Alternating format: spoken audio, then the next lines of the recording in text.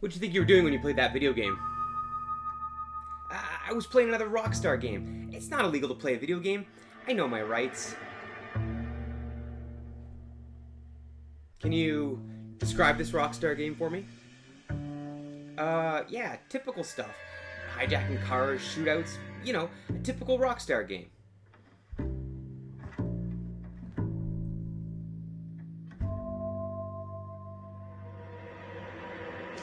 Keep lying to me and I'll have you charged and in front of audiences on YouTube before you ever play another game.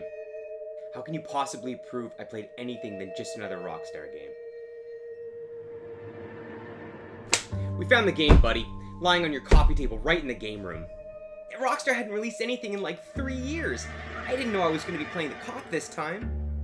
It's going to be a long stay for you here, buddy. Get comfortable.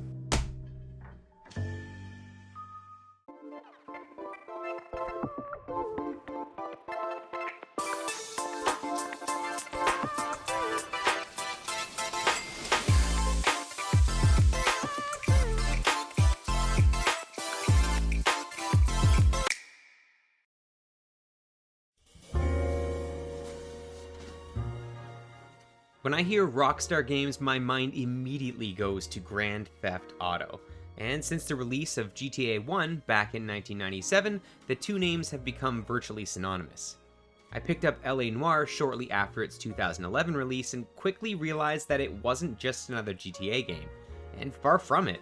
I mean, I couldn't be blamed, the two games even appear to run on a similar engine, even if they actually don't. And after a few hours of gameplay, I set it down, never to return to it again. Until now.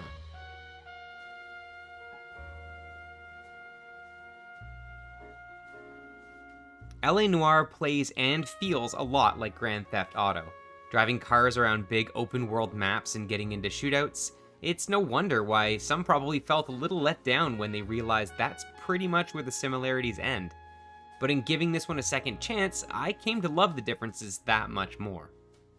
You play as Detective Cole Phelps as he climbs his way through the ranks of the LAPD. Each time Phelps is promoted or demoted, you change divisions within the force, ranging from patrol to traffic, homicide, and arson, and all that really keeps the gameplay feeling fresh throughout. Regardless of the case you're working, the main gameplay elements remain virtually the same.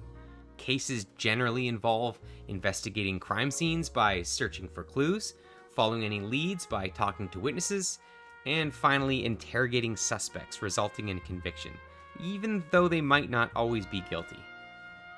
The whole game is set against the backdrop of post-war 1940s Hollywood. In the middle of its golden age, Los Angeles is teeming with bright stars and possibilities. And it's also home to thousands of soldiers trying to find their place back in society after the war. And because of that, LA Noire's world is also run rampant with corruption, drug trade, and murder.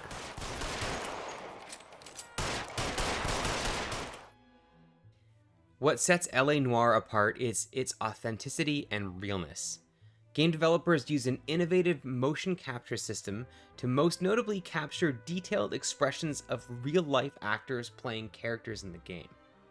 This aspect of the game is probably going to be one of the most divisive amongst critics too, as it's central to one of the game's major mechanics, the interrogation. As Cole, you interrogate dozens of witnesses and suspects, and it's up to you to judge their reactions based on facial expression. The success or failure of a case can hang on your ability to judge these expressions for yourself, and that's a polarizing aspect of the gameplay. I found myself more than a little frustrated at some of these segments, unable to determine a lie from the truth, but overall the inclusion of this motion capture technology gives a feel to LA Noire like no other. The other huge source of realness is in the details of the city and the crimes. The development team spent a year and a half just in researching 1940s LA, all in an effort to make the game as accurate and as immersive as possible. All told, 180,000 photos of 1940s Los Angeles were referenced, and over 1,000 newspapers used for research.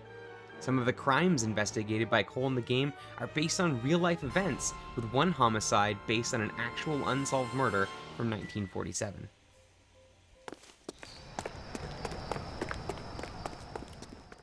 Where I really fell in love with LA Noire, though, was the vehicles.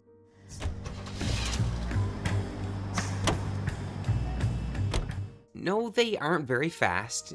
Yes, they're ancient 1940s cars with loose suspension and bad brakes, but man, they're so dang accurate to the way they actually drive that this was an undeniable charm.